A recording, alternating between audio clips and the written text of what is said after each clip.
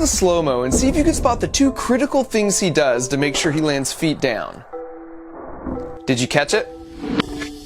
Right. This is a bird feeder, and everything to my left is my attempt at making it squirrel-proof. If they want the bird seed, they will first need to pass through what is basically an 8-part Ninja Warrior obstacle course for squirrels. This course is extremely challenging. It is not for the timid of heart. But out of the gate, I will admit that in hindsight, that I completely underestimated my adversary. For starters, here's where I've placed their favorite bird feeder, at the end of the course. And to sweeten the deal, right below that, there's a trap door. And if they step here, it releases a butt ton of walnuts and unfurls some celebratory banners. Why walnuts? I'm glad you asked. I'm using walnuts because over the course of a week, I put out a buffet of 7 different nuts and seeds. And all 4 times I repeated the experiment, walnuts were always the one they ate first. What's great about placing this here is it levels the playing field, as the birds can fly up and get as much food as they want anytime they need it. The squirrels, however, will have to work for it, because the only way to make it to this platform is if they work their way through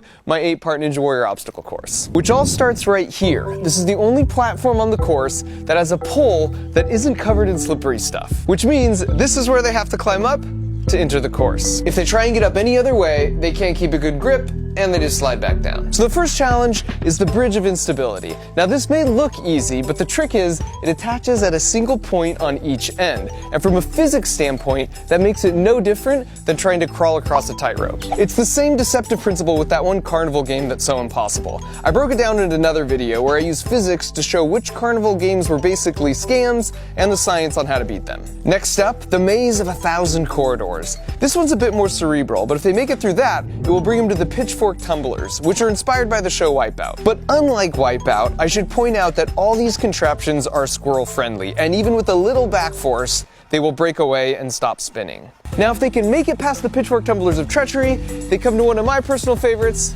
the home wrecker.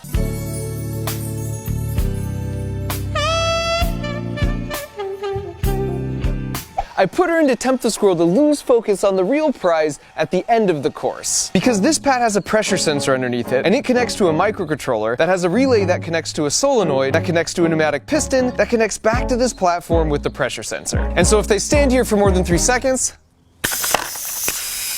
they've got to start the course all over again. Next up is the slinky bridge of deception. I've suspended a juicy walnut right in the middle, but there's no way this bridge will support their weight, so it'll be interesting to see how they approach it. The 6th challenge is called the tourist trap. It's actually a bit of a reward for making it this far. If the squirrel sticks their head through this board my wife painted, it's just a photo op they can hang on the wall of their tiny squirrel nest. I'll place a walnut here as an incentive for them not to miss this unique opportunity. The penultimate challenge are the quad steps of great elevation. This is taken straight from Ninja Warrior, and this is super tricky because these pads are all totally smooth and placed at a 45-degree incline. And now for the last challenge. At this point, they are a mere few feet away from their ultimate goal, but if they're not careful, they'll have to deal with the orbital assist platform, aka the final countdown, aka it's not a catapult, it's a squirrelapult.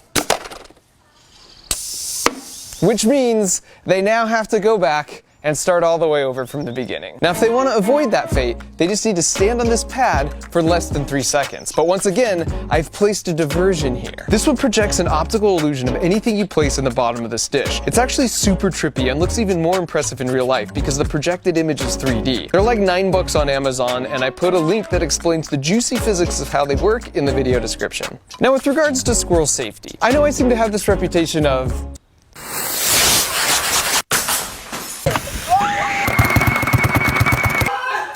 improvised high-speed projectiles, and so this one might worry a few animal lovers out there, including my wife. We have 5 pets and 1 child, and the child was the only one I had a say in. So rest assured, I can adjust the pressure on the piston, and we'll be staying way below any launch force that could hurt any of our adorable backyard contestants. And so finally, after making it through all that, we're back here at the world's most satisfying bird feeder. And as far as I'm concerned, if they make it here, they've earned the right to gorge next to the birds for as long as they want. And so after nearly a month of prep work, the course was officially open for business. They could smell the walnuts at the final station, and you could see the gears turning because right above that was their favorite bird feeder. And so before long, we had our first contender.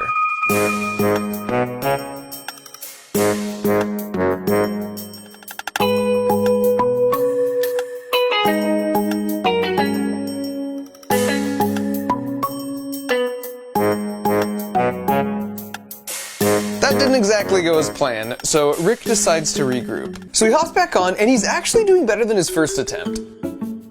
Just barely. This is the best because he's like, okay, I got this. Never mind. Well, maybe no, I definitely don't. And this was the exact moment I realized I just might be outmatched here.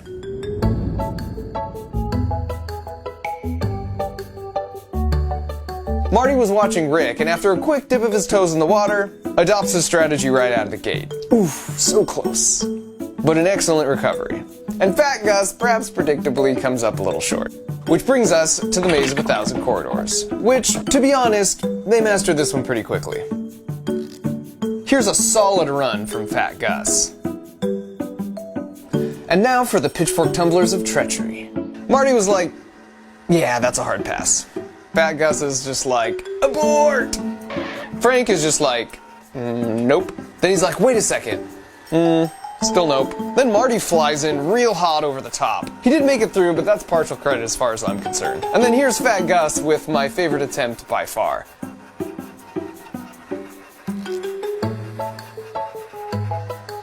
And then Frank shows no fear, which helps him pull off this near-flawless run. And finally, Smart Rick surgically weaves his way through, essentially untouched. You can see Rick is instinctively suspicious of this gold digger, and only for a brief moment puts his full weight on the platform. I told you he was smart. His buddy Marty, on the other hand...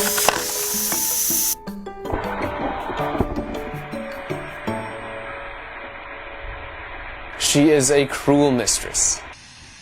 And because I know my wife is going to ask me, no, this will not hurt the squirrel for 2 reasons. Number 1, they are amazing like cats and always land on their feet. And 2, they themselves were jumping from this height all the time, and in some cases, much higher. In fact, squirrels are one of the few mammals that can survive a fall from any height because they make their terminal velocity so low. You can see it right here. They make their body as flat as possible, then put their tail back to increase drag. They basically become their own parachute. And then right before they land, they pull in and fully extend their arms and legs to act as shock-absorbing landing gear. This is so cool. Now back to the course where even Smart Rick eventually lets his guard down, which is exactly when she strikes. But just like all the other obstacles so far, after a day or 2, they'd mastered it. In this case, even disregarding her offering of a fresh walnut. Now on to the Slinky Bridge of Deception, and this was the sleeper obstacle in my book. That is not a large gap, which they can easily jump, but having the Slinky there just threw them off somehow. You can see how much Frank is struggling here, and he's the brave one. And Rick only jumps when Marty shows up for emotional support. But like all the obstacles so far, after a day or 2, they'd mastered it. Now on to our third to last obstacle, the tourist trap. And this one was just a freaking delight. A little peanut butter really did the trick here.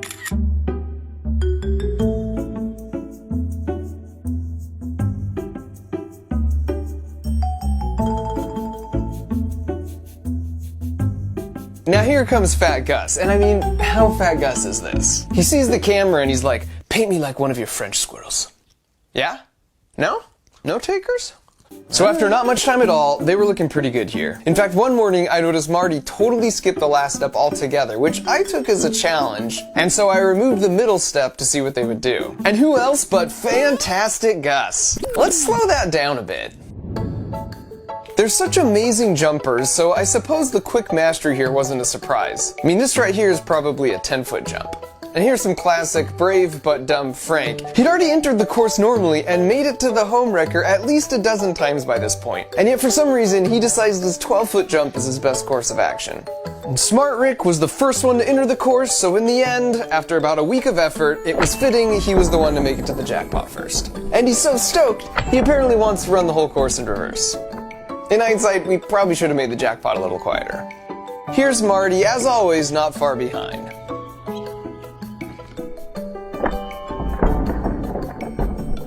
He's also a bit flighty, as you know, which worked against him here because down below Fantastic Gus, ever the opportunist, comes through with a real stroke of brilliance.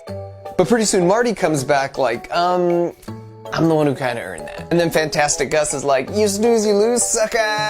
And might I just say, Fantastic Gus, when you sit like that, you don't look an ounce over 700 grams. Eventually they learned that sound was a good thing, and they'd quickly return for their reward before Fantastic Gus got any ideas. So here's a single camera shot of a full run, and by the end all of them could do the full course in less than 40 seconds. And while we're watching, you might be wondering what happened to the squirrelaput. Unfortunately, they didn't really fall for my illusion much, but I'm about to show you the 2 times they did. And as a promise to my wife, I turned the pressure to only 40% full power, so the acceleration the squirrel would feel is about half a G, which is 10 times less than a typical roller coaster. Additionally, I never turned on either the home wrecker trapdoor or the launch platform when I wasn't actively watching from inside my house where I had a manual override button. Because as safe as it was, something about launching Fantastic Gus just didn't feel right. Now what you're about to see is going to look pretty chaotic, but when we check the slow-mo, amazingly, I'll show you how the squirrel is totally in control pretty much the whole time. Alright, now here's a second angle. Also, even if you don't trust my calculations, I can assure you that the squirrels did not care. In both launch cases, they were back up on the course in like 5 minutes. Here's the slow-mo, and see if you can spot the 2 critical things he does to make sure he lands feet down. Did you catch it?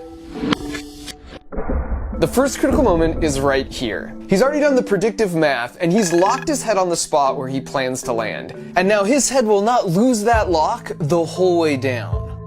What's crazy is the time it takes him to do all the predictive math to know exactly where he will land and to lock his head is 300 milliseconds. That's exactly this long, literally less than the blink of an eye. That blows my mind, but if you think about it, it makes sense these reactions would have evolved to be razor sharp if you live your life in the trees, constantly making split-second decisions. Now besides picking the landing spot with his head, the second trick is with his arms. When he wants to keep his upper body from rotating, he has his arms out. But the moment he wants to rotate his upper body quickly, he tucks them in. And then when he wants to stop rotating, he extends them out again.